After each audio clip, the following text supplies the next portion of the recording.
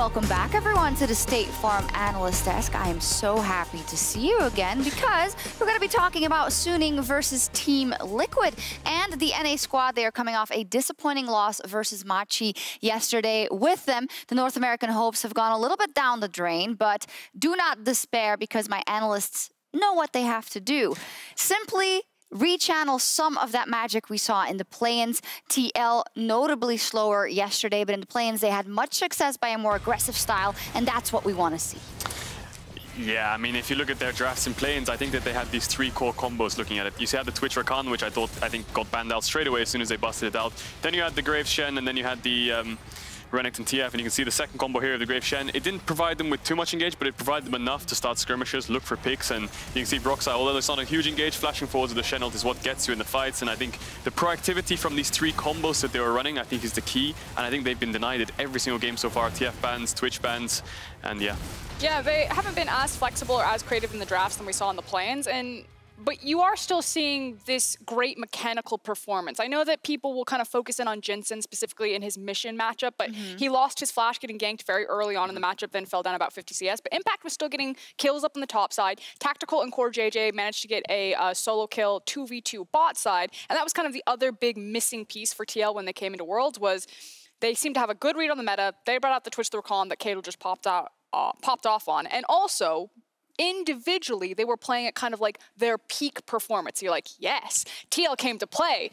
And then they ran into Machi. Yeah, I mean, obviously there is the thoughts of, okay, it's hard to kind of know exactly how strong the teams were in playing if you would put them against these other teams, but we can expect that they're going to run into some tougher competition. That doesn't mean they can't beat them. And specifically, FLICKR, you were looking at Impact's champion pool and how that maybe could change up the game for TL. Yes, and do not misconstrue me. I am not saying that Impact has a small champion pool. I am saying he has a predictable champion pool. If you take away the Shen and the Ornn, which Machi did, you knew from a mile away that he was going to grab the Mordekaiser. We just saw how good PK was on the Mordekaiser when G2 were literally running it down into him, and then he got to punish a bunch of melee champions. Impact doesn't have the same hard engage snap that he does on Mordekaiser. What are you going to do? Flash ult someone? So I would like to see Impact either grab something like his Scion that he can play, or CoreJJ needs to pick up the slack and then be the primary engage tool. You know, I don't want to see a Lux. I would like to see a Rakan, like to see a Bard, like to see something that gives TL a bit more trigger points where they can immediately pull when they get these leads instead of getting stalled out and waiting for dragon fights. Yeah, I think Mordekaiser as a champ it's obviously just a split pusher. The team fights, it can get good in the team fights if it gets a good ult, it gets the kill, and it can get the reset, which we saw in the play-ins. You know, Impact, he was popping off in the fights in Mordekaiser. He got the ult, killed one, flashed in, killed the other. It was really impressive. But just in general, you're right. I think that they need to find engage somewhere else. Obviously, the Rakan might be banned away a lot, so CoreJJ needs to look at something like the Leona or Nautilus if they want to find this engage tools. And I think that Ornn is definitely going to be taken out of Impact's hands. The Shen was working with Broxah on the carry jungles, but yes, they just felt like they had no tools to engage. They had winning lanes, yes. They had a winning jungle matchup, yes. Did they use it to their advantage? Not really. Yeah, and that's the thing. I think if you play that game back, like, I think that Machi's composition was better to play. I think that it's really difficult to play Graves into Ornn because you don't have a lot of kill pressure on him, and that he was eventually just going to outscale the team.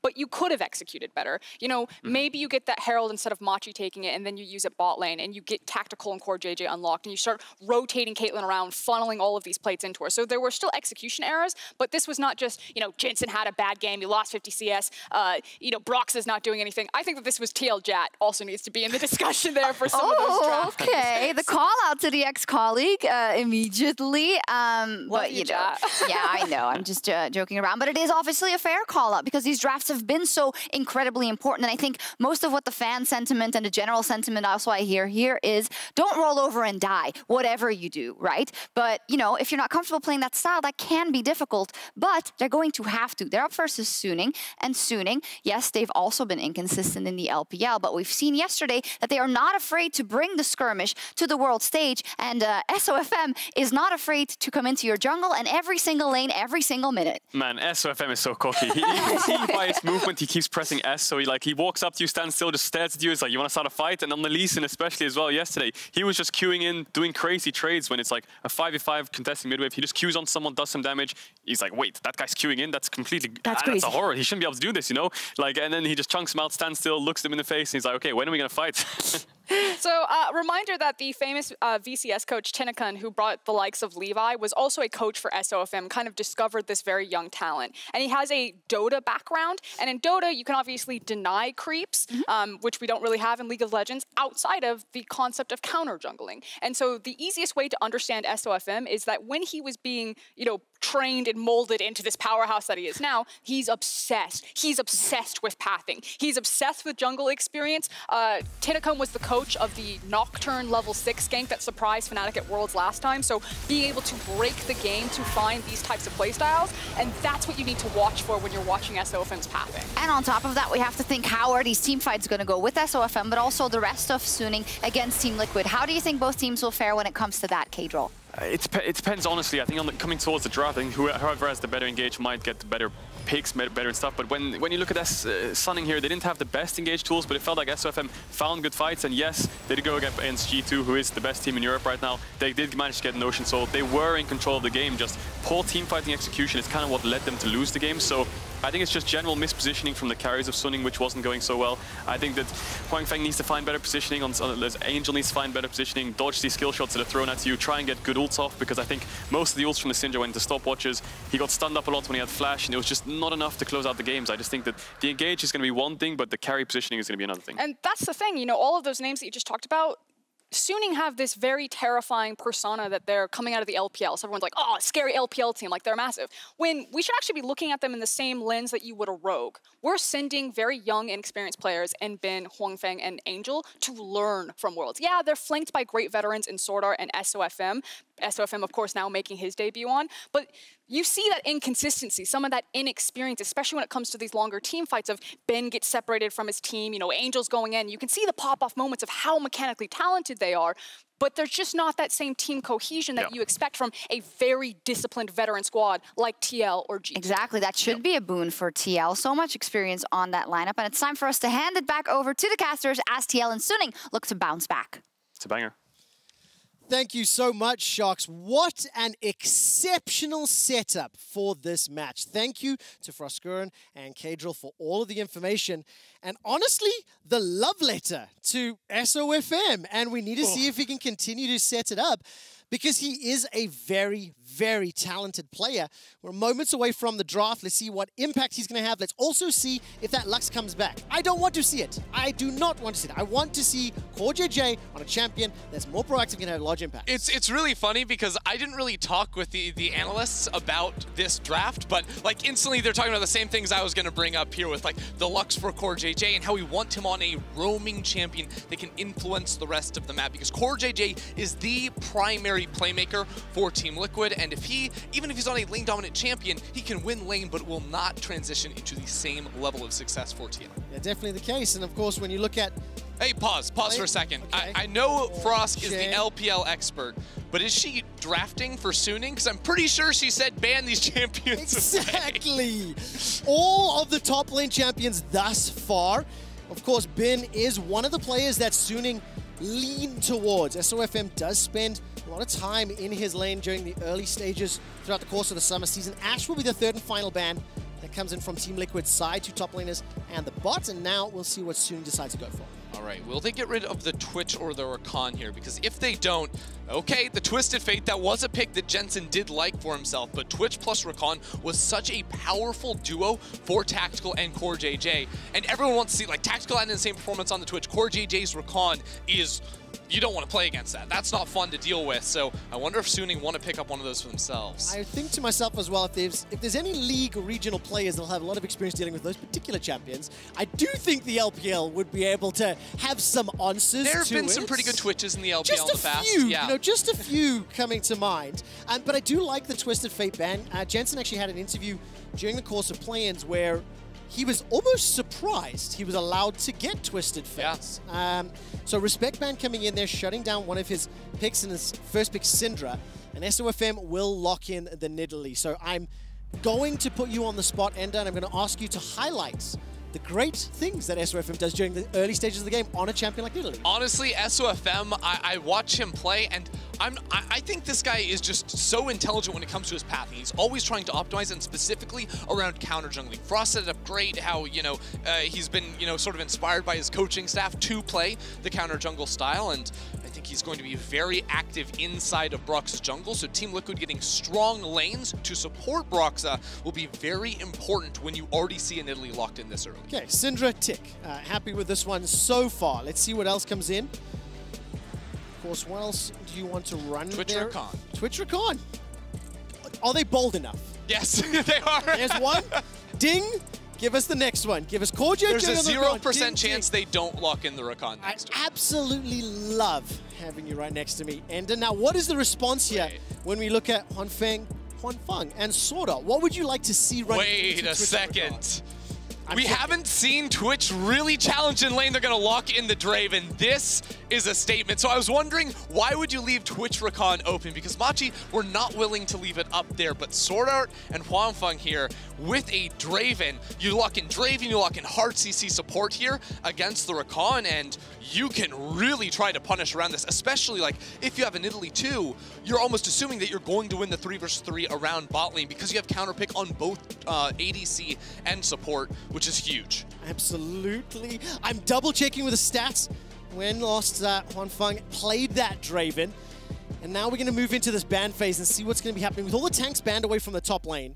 Volibear is still open, and now we're starting to see some more. Maud banned away, Wukong banned away. The top lane pool is being pinched very, very heavily. Yeah, so the big 3 there from Impact have been taken away with the Mordekaiser tossed into the Ornn and the Shen now. So the pivot that we can see now is Impact go for the more heavy engage style of top laner that I think a lot of people would like to see. But I almost want to, I'm wondering what Broxah goes for in the jungle, because when you see Nidalee, when you see a very winning bot side of the map as well, it's really hard to bail out a Twitch and Rakan in lane. So you can instead then look to play through the mid lane 2 versus 2 if you get a strong early game jungler for Broxah next to a Syndra, and try to expand the pressure from Jensen in lane into the bottom lane. Try to transition it down there. You can accomplish similar things like a Scion in top lane. You can ulti into the bottom lane as well. You almost made it sound easy, but this is going to be a tall task to execute once you start piecing together how many steps need to go right. Nautilus or Leona. Those are the 2 options here for the Draven, I think. huanfeng's first Draven of summer. He played it once in spring. It's the second time all year, and he lost the game in spring, by the way. Now we're going to see Nautilus or Leona. Will SwordArt run either of those picks? And then we get to take a look at what Broxah is going to run in the jungle. Do you have an inkling on what early game Impact jungler you would like to see from Broxah? I mean, Broxah plays Lee Sin.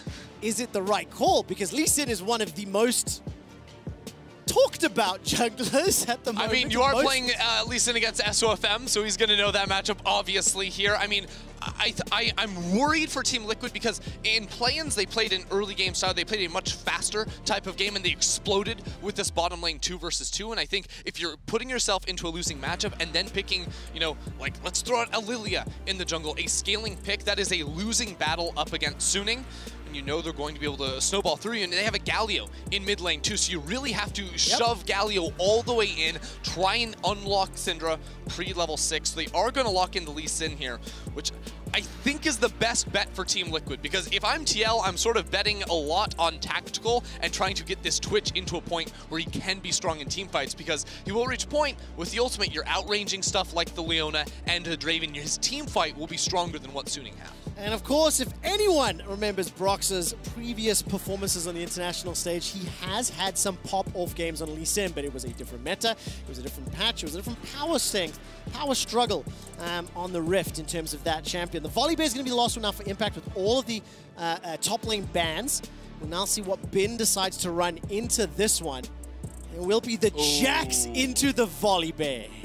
All right here. Okay, Jax, they have the side lane threat too. Jax plus Galio, really powerful inside. Similar to the Camille in the sense of Jax should always be able to power through on those side lanes. But of course, when you look at the impact in the team fight, the combo is not going to be there. Galio is going to be looking to sync up with his Leona when jumping into the backline a little bit more in that combination. But Suning very clearly laying down the gauntlet here. They're going to try and break you through bot lane early on. Galio unlock at level 6. And then if they're not able to quite close the game, if the team fights look a little bit grim, Jax in a side lane will unlock.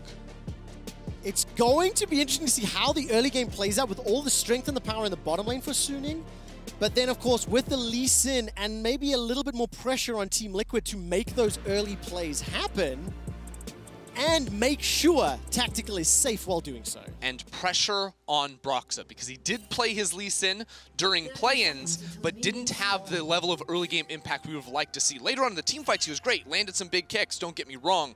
But in this game, playing around mid lane early on, making sure you can bail out bot lane, because it is very clear right from the start when you see a Draven with Hail of Blades, with an Ignite and a heal versus a Cleanse and Exhaust Twitch in the bottom lane, who is going to be winning. Absolutely the case. And of course, Galio with Predator once again in the mid lane. This is a pick we're seeing more and more coming through fruition.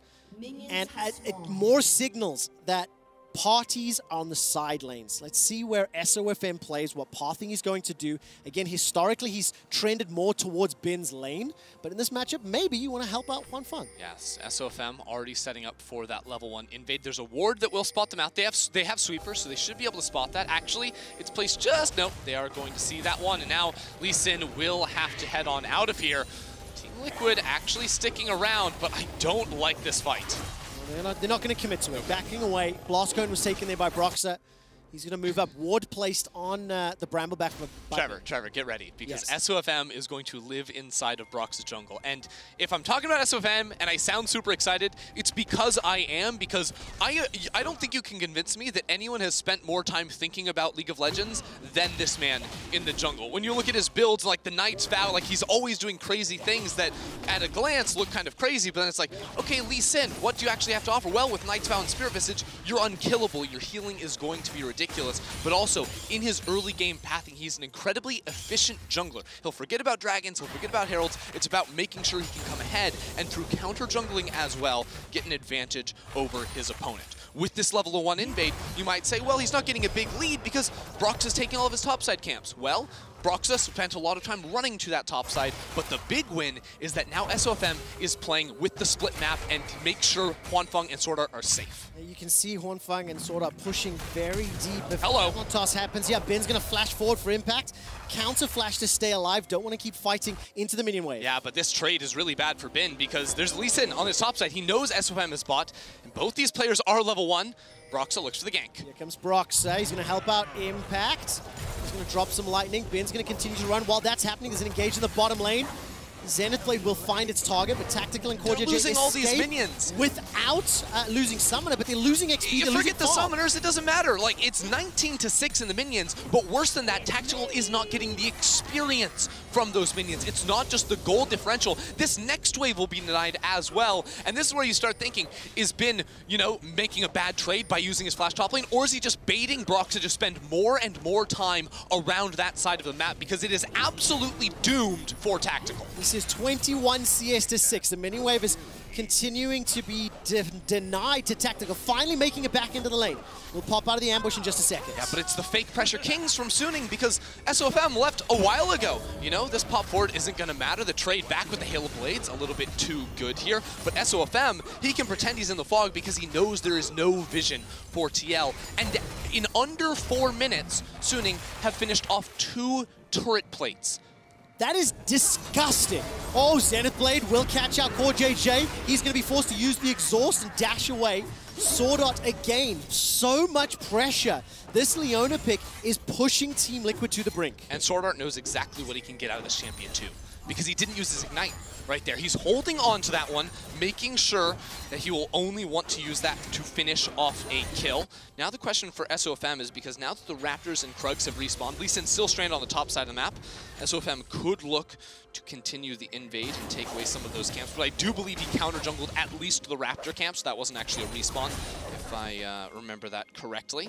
We'll be pathing over to the area again and could potentially set up a dive, although with low mana on Leona, might be a little bit. What a phenomenal start to the game from Suning. Now Impact is going to try to get some damage down onto Ben. No flashes to continue the chase, and minions to deal with. But crystal clear game plan. Draven locked in with Leona. You got the early game impact from Nidalee. Just hold huanfeng's hand. Make sure he gets the advantage. Now, it is slowly equalizing, but there's still an advantage to Sune. So Broxah's coming down here, but mid lane's the big difference because Angel just TP'd back to lane. He has Predator Boots and has them upgraded. Jensen with no mana is stuck there. So yes, Broxah will get into the jungle. He had double longswords, so he's able to push SofM out of there. But can Angel find a play around the map? He was trying to actually sprint towards the top side, but he walks over ward. This is a really cool play from Angel because as soon as you see Lee Sin down there, top lane is vulnerable. And Impact's still fighting. He saw this guy running for 30 seconds. Now, no access to the ultimate, no flash available either, but neither do Bin and Angel. Counter-Strike will be able to land the stun as well as the taunt. Impact dies for first blood. Jensen completes the TP. He's looking for the unleashed power, will land it onto Bin, but he won't find the kill just yet. Darksphere finally picks it up. 1 for 1, but they lost the TP. Yeah, Jensen's calling that he can come in on the teleport, so we'll be happy with that trade. And it looks like junglers will take mid farm, mid laners will take top farm on that one. So it doesn't end up being the worst thing in the world for Team Liquid, but I think if I was TL, I would have preferred just to not let the kills go down in the first place. The thing that I loved, Ender, is you were highlighting the fact that Broxah showed bottom lane, and Angel was out of the lane instantly. He's actually been pushing into Jensen for most of this early game. And the fact that he had the ability to shove that wave in and then start roaming allowed him to set up at least the first blood onto Impact. I didn't quite see whether he knew that it was coming. I didn't see if there was a ping from the TL side. They had the vision. They had the information. They had to know he was on the way. Broxah lands the kill. Won't follow it through. Angel not going to land the taunt. Javelin toss split between Impact and Jensen. The Scuttle Crab. 6v6 for the Scuttle Crab. Being fought over. I keep looking at the minimap just in case anything happens. huanfeng and SwordArt, they can still play, but it'll end up going Suiting's way. Yeah, ooh, SofM takes over to level 6 as well, and oh, come on, I was waiting for the invade on that one. Meanwhile, bot side, it is a big Diffy.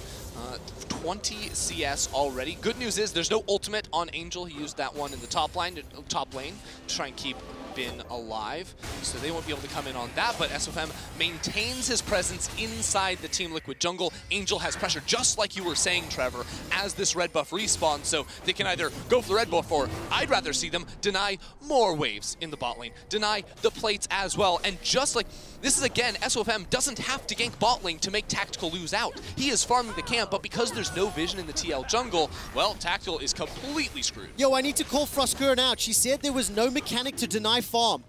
Suning send their regards. There is a mechanic. Wait, it is okay, Trevor, that was taken grossly out of context. She said that counter jungling was the way to do it. That's exactly what they're doing, Trevor.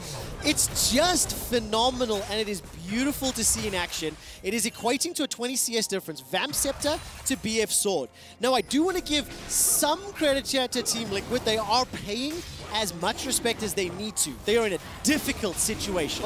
Broxah has not found an impact. Twitch has not found the farm, but they haven't died more than they needed to. Trevor, here's the thing, though, is that look at jungle and look at bot. Yep. It is 20 plus CS, or roughly 20 CS in those two areas. And Team Liquid's only way to break bot lane was to play through Jensen early on. Try to punish a Galio, which can be difficult, I'd give them that. But because of the way the map was split at level 1, the wards weren't able to spot that out. Like, maybe Team Liquid, they have to bring Impact down at level 1 and take that 5 versus 4. Maybe that's the only way to prevent the map from being split. But because the map was split and there was no pressure put towards mid, going top lane over and over does nothing to save their bot side. It doesn't right now. Ben's going to use that Grandmaster's Might. Will be forced to flash away after Broxah jumps in on the Sonic Wave.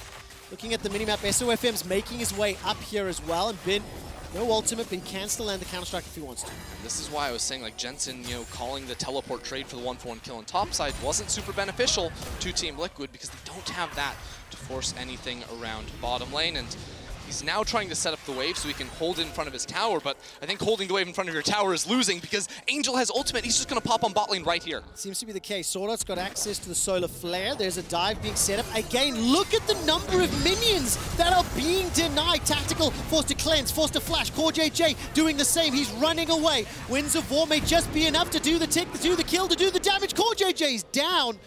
Suning find their kill. Deny another 2 and a bit waves of minions. 81 to 58. There's a bit of a diffy in the bottom lane. Ooh, that's 2. Yep. I mean, SofM is also already completed his runic echoes, already got a significant advantage. And now it's the blue buff invade as Jensen will be walking over, but the blue buff is taken away, and Jensen are tactically stuck underneath the tower. Huanfeng will get the cash in, 523 on that one. We waited 10 minutes for it, Suning have it, and now it is almost a 4,000 gold lead. That is a clinic. There needs to be new chapters written to how to play the early game. I'm freaking out. Why are we still running into bot lane?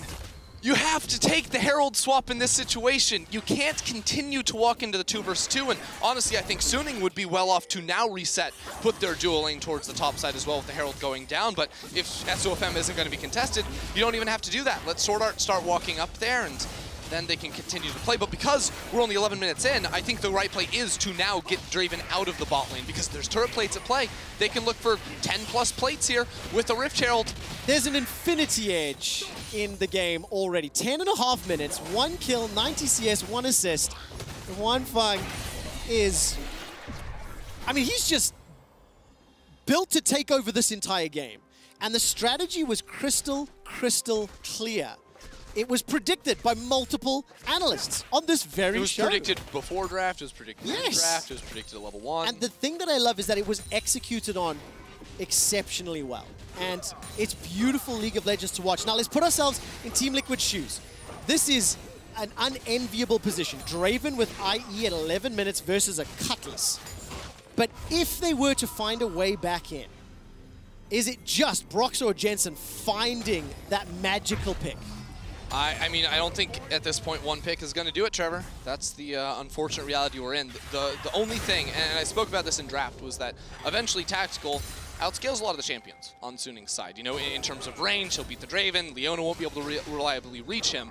But this is why Suning's draft is so genius, is because everything is built not just to get Draven ahead, but to actually shut down Tactical. This is not Draven, you know, just last hitting better for 30 CS. This is Tactical being denied waves and waves under the tower. It's a 2-level difference in the bottom lane, and that's what's going to be hard to recoup. And not only 2 levels, and it's 2,200 gold difference as well between the two of them. That's the scale that Team Liquid have to overcome. And it's going to be exceptionally difficult. There's a stun there onto Angel. 49 seconds until the Mountain Drake. Suning as a team actually do not prioritize Dragons a lot when coming from the LPL. They've got the second highest Baron percentage. And I think they're 8th or 9th when it comes to Dragon control. Very, very low down in the stats. But when you've got this significant advantage and a Draven and a Leona, they're gifted, right? Yeah. They're freebies and they are being taken. Yeah, the spot lane tower, they're going to play for this one first. Galio already on the rotation. Jensen stranded in mid lane, even with the teleport. TL are trying to hold on to the tower. There's still plates on, so it is a little bit more difficult for it to be taken down. There was some missing pings there on Ben's head as he was first to leave the lane. He was shoving it in. If Team Liquid stick around, we can see that Angel is waiting. They're looking for the opportunity. Suning are just looking. He's on a ward this whole time. Just looking for the opportunity to push this even further. 4,000 gold at 13 minutes, half of it in Draven's hands, and this will be the uncontested Dragon. But again, this is where I feel like you would see a lot of LPL teams kind of flip it in bot lane because, like, how much stronger SofM is, how much stronger their bot lane is, like, they would bring the Nidalee down to, like, force the dive really hard. SofM says, nah, we can just take the Dragon. Your guys are going to get the plate anyways. We see Broxah this entire time, so eat that one up for free. Now he's going to go invade the Raptor camp as well, or even yet continue to force around this bottom side. Now we're 15 seconds away from plates falling. SofM, I really wish I could have seen the Herald go down into the mid lane to cash in on those plates, but they will miss out on that, you know, 300 plus gold. The Hex Flash came over the wall there from SwordArt. He was looking for CoreJJ, who was able to respond in time. Now, the first 15 minutes of this game was outlined and painted beautifully for what Suning wanted to do. Let's take the next 5 to 10 minutes. 4.5 for the next Dragon. We've seen them play very tempered, as you said. They didn't coin flip the tower dive. Yeah. They got the objective, they got the Dragon. Like, this is calculated play. Yeah, they got 960 gold off the plates in the bottom lane. And with first items all completed too, like Suning are looking very, very powerful. I think that with this Rift Herald, I would like to see them use that in mid, but potentially with the dual lane playing around the top side of the map, we just see that get dropped up there early, then convert that into a blue buff invade, because all SofM wants to do now is grow the gap in the jungle. You know, Broxah 0-0-0 hasn't been a detriment to TL, but SofM now on the Nidalee early with his first item completed, if you can just take away all these jungle camps, Broxah is going to be bleeding. Tactical is going to go anywhere he can to try and find free farm, and if you can try to pull him out of lane or put the pressure inside the enemy jungle to force him away from these side lanes, that can be really powerful as well. There's going to be so much pressure to find free farm when you can see all the tools that Suning have to jump on you. If Tactical missteps or hangs around longer than he needs to, Suning will not pay the level of respect to Team Liquid that they have for the rest of this game. They've not overdived, they've not overchased, they've built up a fantastic advantage, and the Rift Herald will get the boop onto the outer turret, and you can see huanfeng and SwordArt now moving top lane. They're going to use this eye-edge and BF sword to push down the next tower. It's 1-0.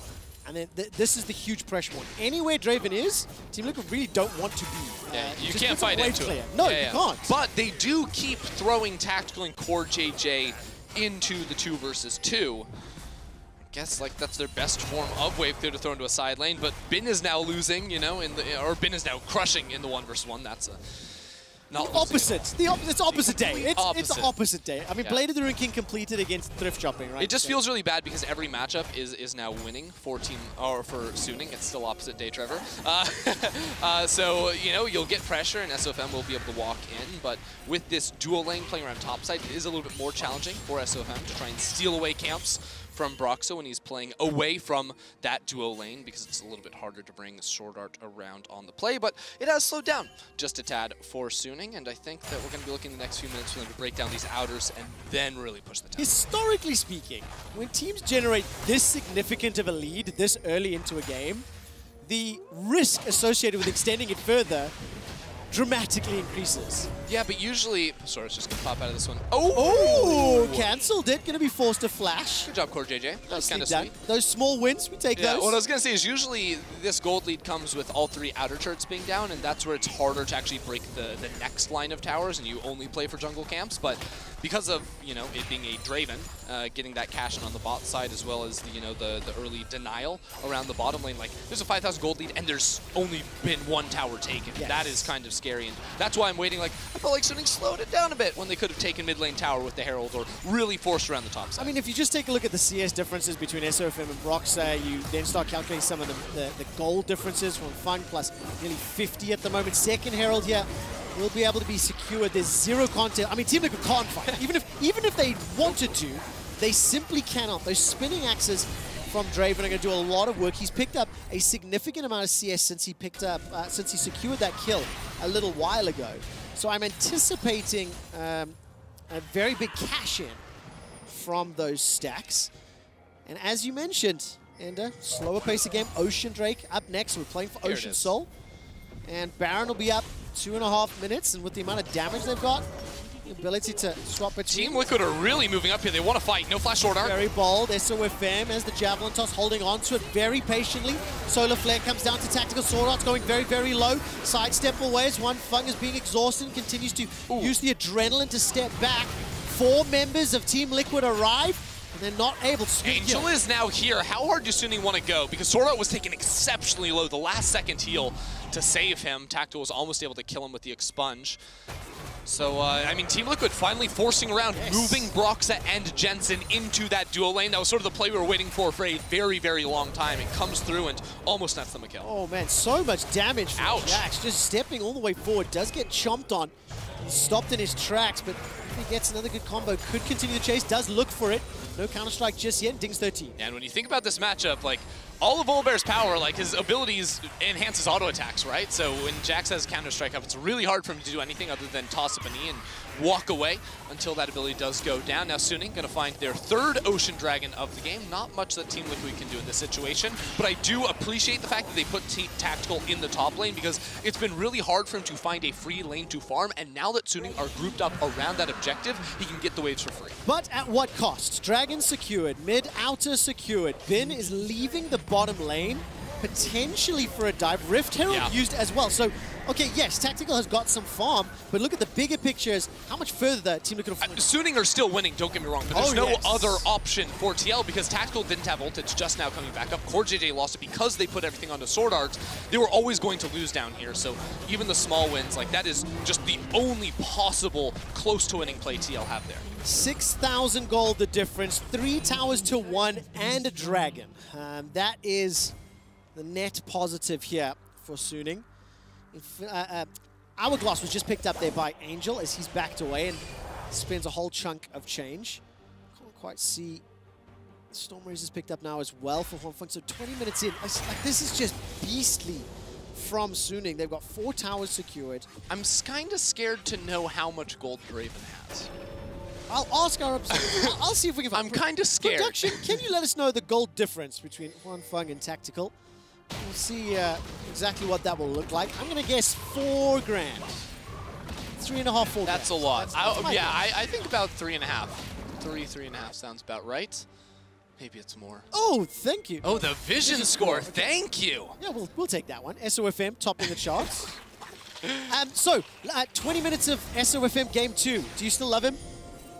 I mean, love's a strong word, Trevor. Do you love how he plays League of Legends? I do love how he plays League of Legends. That was a more fair statement to make. The Thinking Man's Jungler, again, back with another nice build. I really like Rod of Ages. I think it's been slept on the old Nidalee here, especially when you're super fed early on, because you get a lot of the stats you want to buy, and it's really hard usually for junglers to find items past, 3 items. So this is one of the better scaling options you can get early on. Gives you the mana, gives you the HP, makes you a little bit more of a brawler, so you can actually step forward in fights. And against someone like a Syndra who has pretty high burst damage, you're going to want that and a little bit of MR, so she can't just take you down in one swoop. Also, the entire team composition of Suning wants to brawl and go forwards and be in your face, so definitely works out. I got a ping from our producers, 3,000 gold in the lead.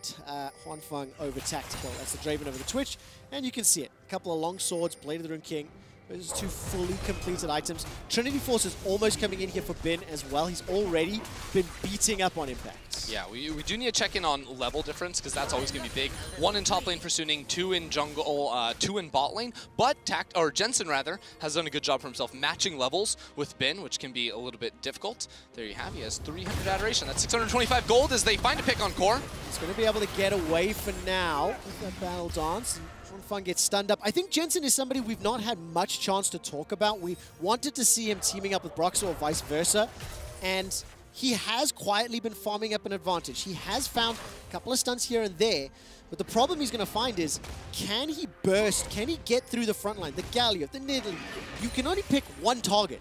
And frankly, if you blow any of them, then Draven's just going to kill you. See, that's what I'm wondering is, like, is Jensen's goal to actually kill frontline, or is it to somehow hope he can hit huanfeng on this Draven, Draven doesn't have an insane auto attack range, so it's not unrealistic for it to happen, and he isn't itemizing it to MR anytime soon. But one of the great things about having Galio and a Nidalee is you have the heal from Nidalee, you have the ultimate match damage shield from Galio if he wants to use that onto his Draven. So the burst damage, even with a Spellbinder, has counter options from Suning. And don't forget, minute 15 seconds away from the Ocean Soul coming on to the Rift. And I'm not convinced TL will even look to fight over it, which is crazy to think because you always fight Ocean Soul. You have to. And also, statistically speaking, Team Liquid in the LCS did that too. They conceded many of the early Drakes. They fought over the 4th one.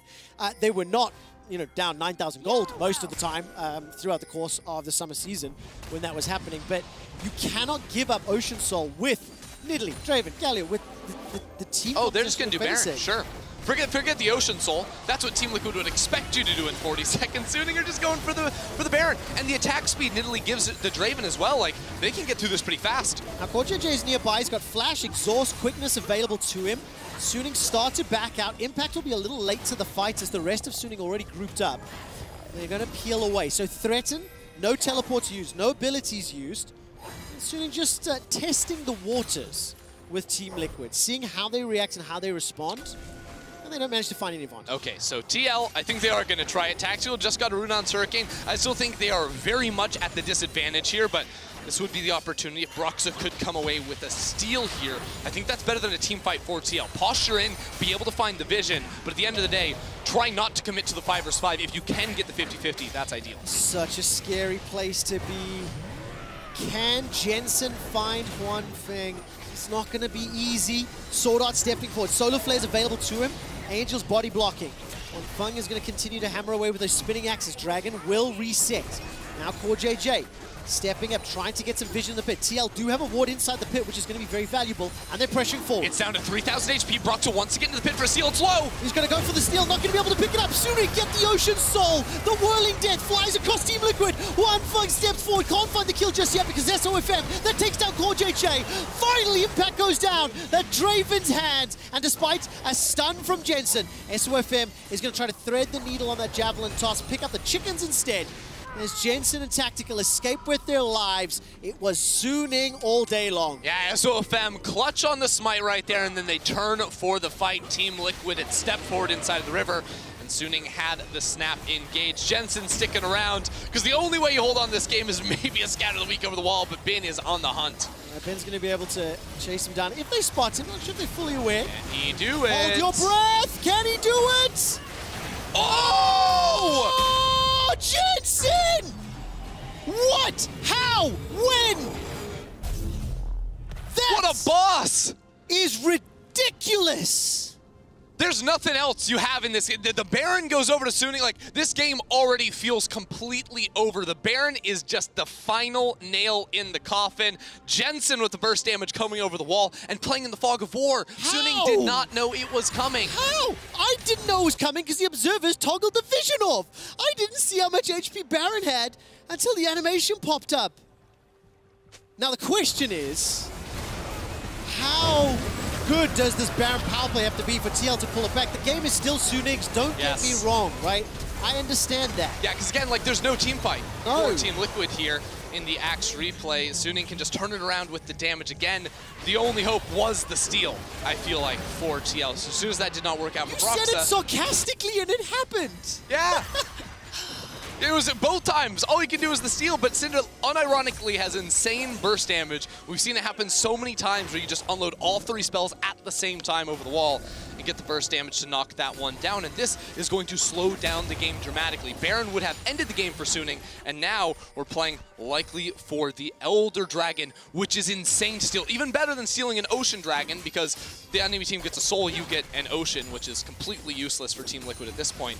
In this case, now the only way to win a fight is you have Elder Dragon to get you that extra execute threshold to neutralize the gold advantage. You need those dragon lasers. If Team Liquid can steal the Elder Dragon, then we can start looking forward. It's one of these really bittersweet moments. On one hand, you're so happy and excited for Jensen, but it's still Mount Olympus that they have to climb. 10,000 gold difference through the Ocean Soul, and it's 3-minute timer for that Elder. Trevor, what happened yesterday?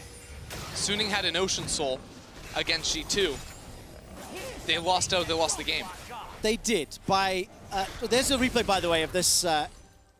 It's a sweet steal coming over the wall using the blue trinket too. And I'm not saying that this will happen again, but what I am saying is that in the minds of Suning, this is all they can think after you lose a Baron in that situation like that. And remember what FLICKR was saying on the analyst desk about the players on Suning. There are a number of young players coming onto the international stage. Yes, they are flanked by veterans. Tactical's currently being flanked by Suning. The rest of Team Liquid making their way up. I do acknowledge the fact that, yes, there will be some mental pressure, right? But the advantage they've accrued, the way the game has played out, one miraculous steal will slow things down, as you've already highlighted. And in yesterday's game, I think the gold and the items were just a little bit more competitive. But Jensen, he was the guy. We just started talking about him. We haven't given him too much spotlight. They're going to find huanfeng. So much damage coming out. He stays alive long enough for a few seconds. Scout of the week, Jensen's not going to be able to 900 gold! Gets 900 gold! Do you believe in miracles? Broxah's trying to find SwordArt, and he simply cannot do it. 1 for 1, but holy hell, is that a good one? Yeah, Team Liquid will take that one, but coming off this play, even in the 4 versus 4, Suning are going to be able to still maintain pressure on the map. So leading into this Elder Dragon, Team Liquid would love to be able to find some vision inside enemy territory, and now Tactical has no summoner, so he's going to come back. He'll try to get to an Infinity Edge. for the next fight. But Ben is pushing bot, they're looking for the pick. All right, Ben's going to get jumped on for now. Here comes the entrance. Who's looking for who? Will jump in, and that's a retreat from Impact. SwordArt, no solar flare available to him, but Zenith Blade could come up. Jensen steps forward, ultimate's a few seconds away. He could look for the kill, but Angel's down. Going to be able to find the damage. Tactical is out. It's going to have to be on Jensen to do something magical. Chucks everything he has at bin, and it simply doesn't matter. 35-second death time. Tactical lost everything in the last fight, so Suning continued to force. Broxah has respawned though, but Suning still in the base looking for the inhibs. Angel is going to be able to thwart the follow-up engage onto bin. SofM and the rest of Suning will take out the bottom lane inhibitor. The middle lane inhibitor is exposed, and it's 1 minute to Elder. That's a knock-up onto bin, and all of a sudden Suning are starting to retreat. That's the direction they're going. Thank you, Ender, for fixing it.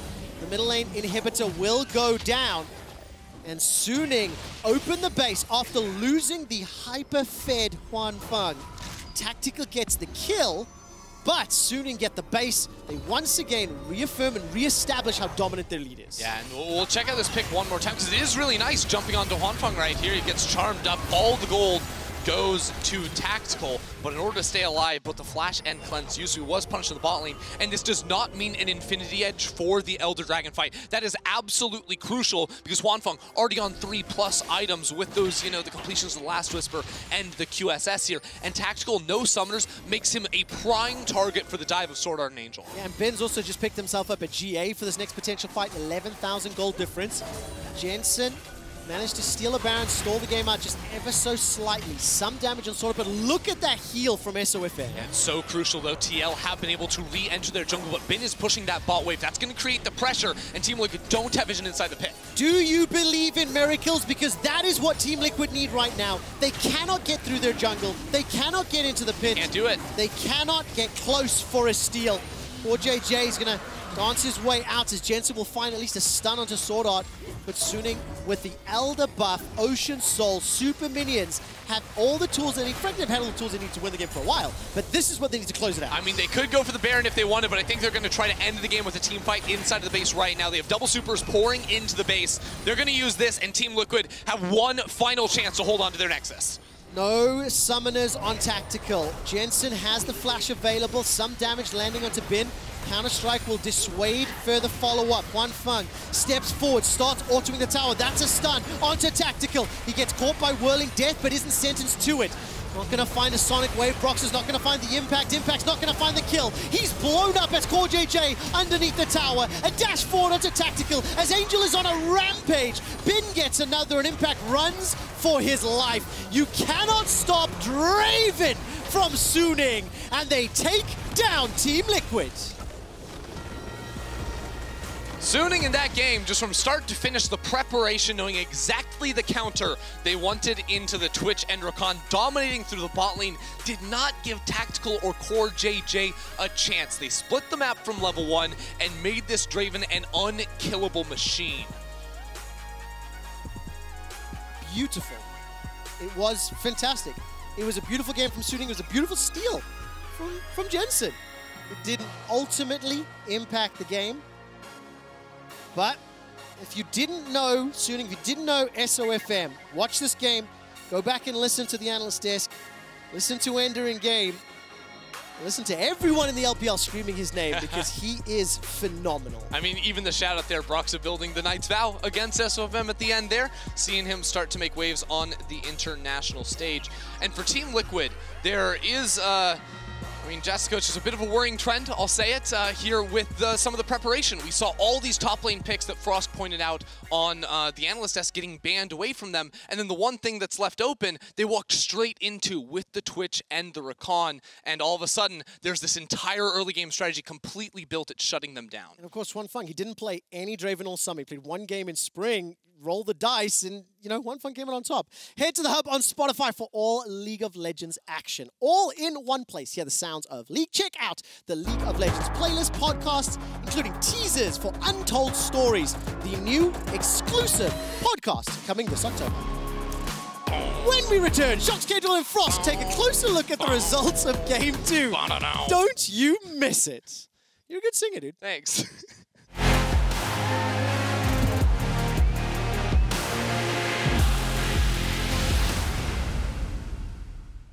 Hey, Mercedes. Legends run wild, each one unique, with astonishing power, unstoppable, master warriors, ready to compete. Seeking glory. We live it, we breathe it. We have each other's back. Together, we become legends, icons of a new generation.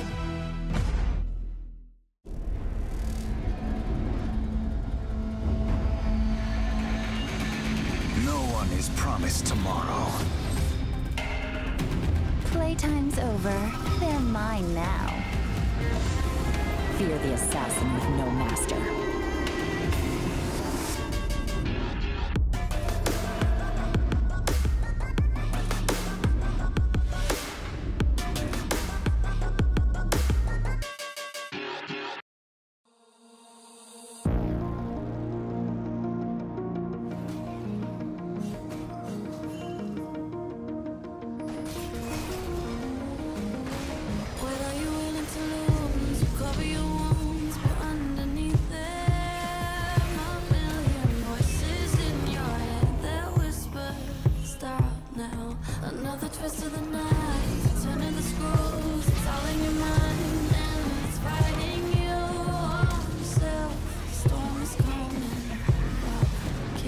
What you gonna do now?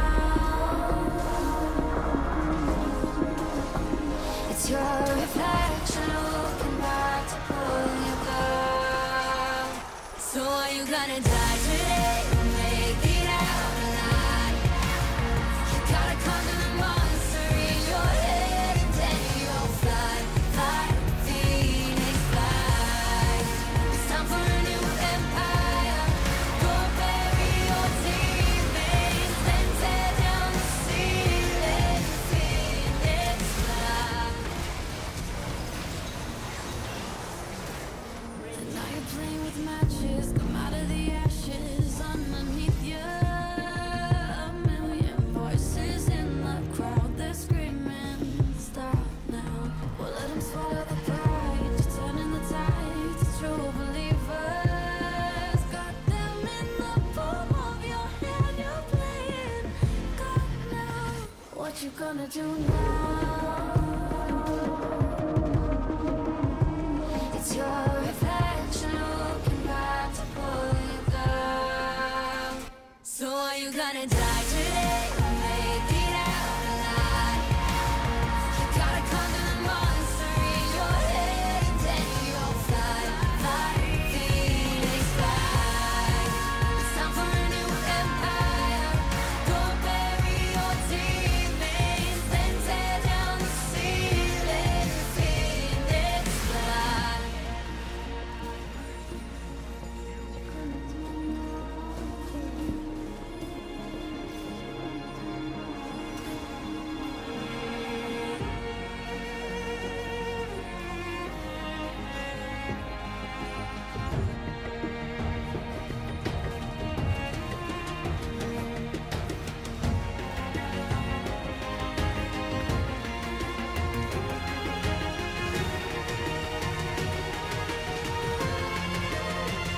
So are you gonna die today or make it out alive?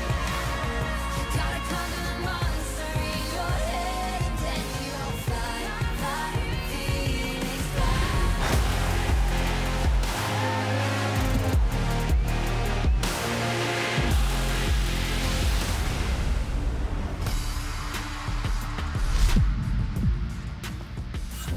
Welcome back, everyone, to the State Farm Analyst Zone, where we're looking at the results of Team Liquid versus Suning Gaming. We have talked so much about how important to draft is for these games. It always is in League of Legends.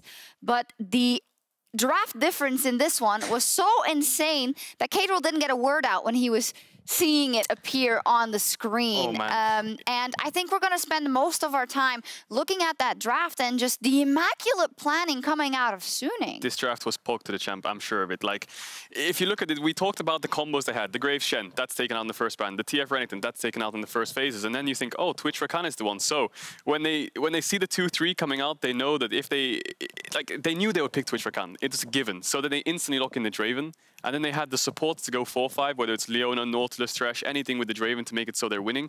This draft was just magnificent as well, because then they ban out top laners as well.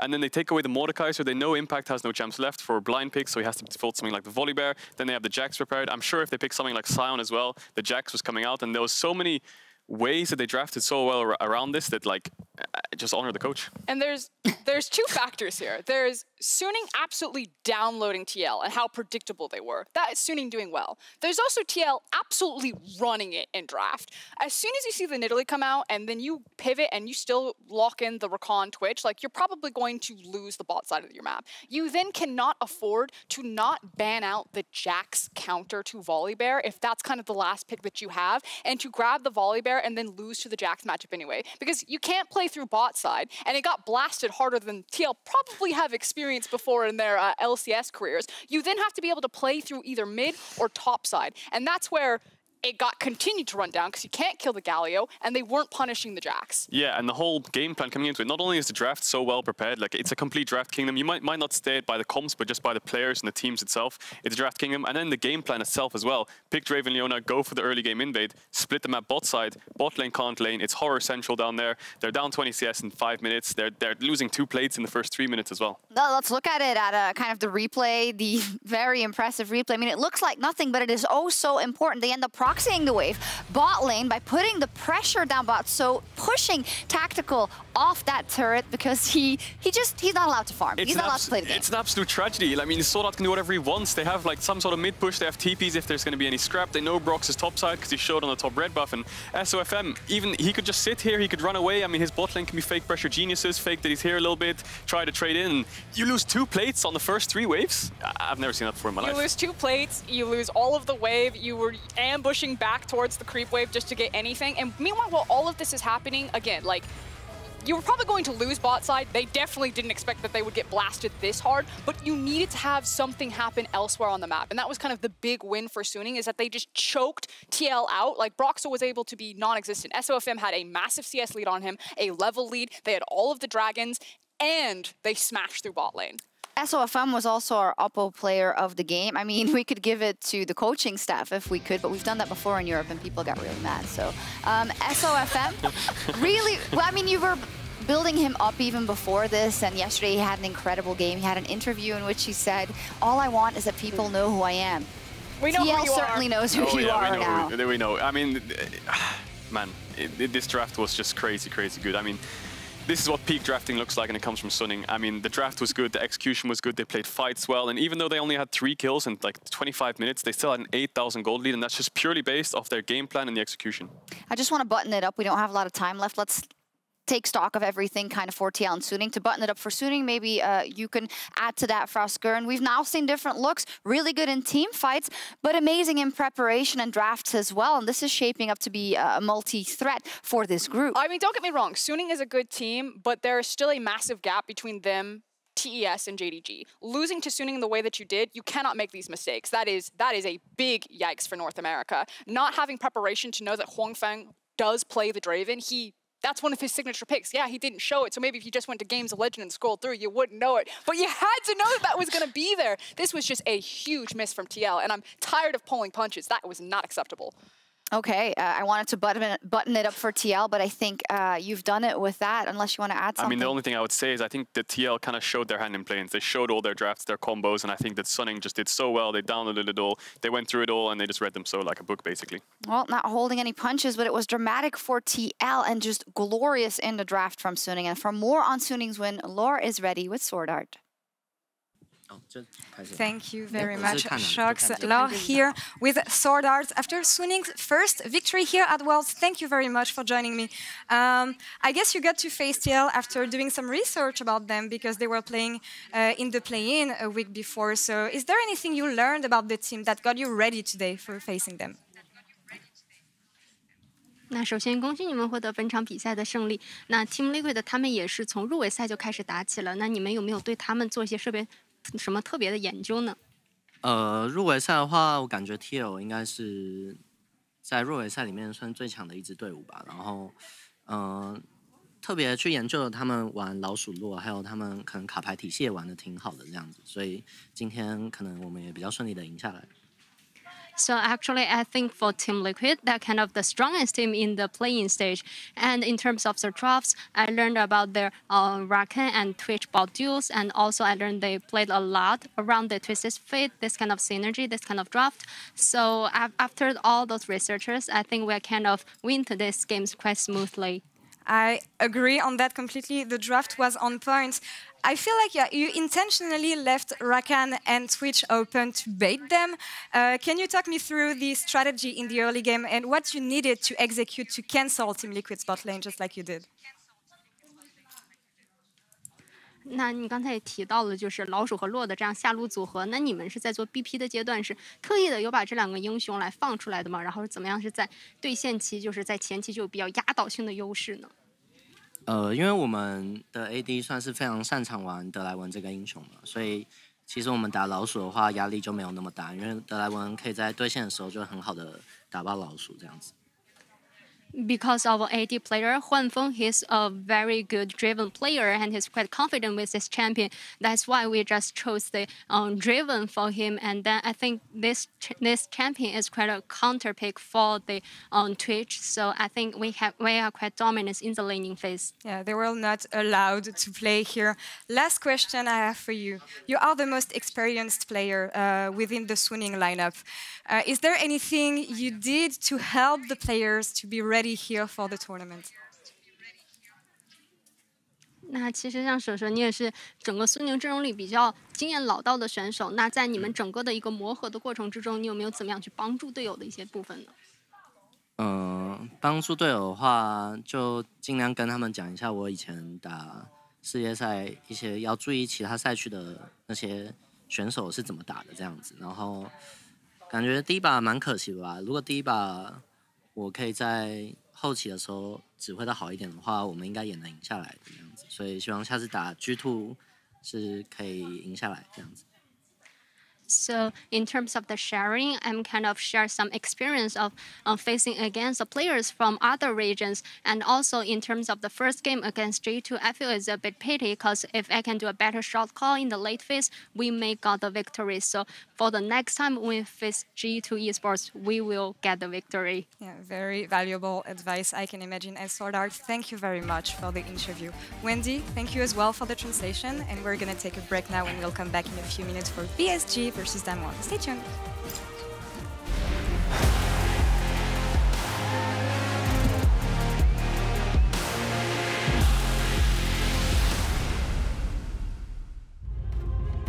She, of course, brought back River and Tank after they made it through the playing stages. And my expectation is that we see a much slower pace of game. Another clean game from Damwon. They have come in so prepared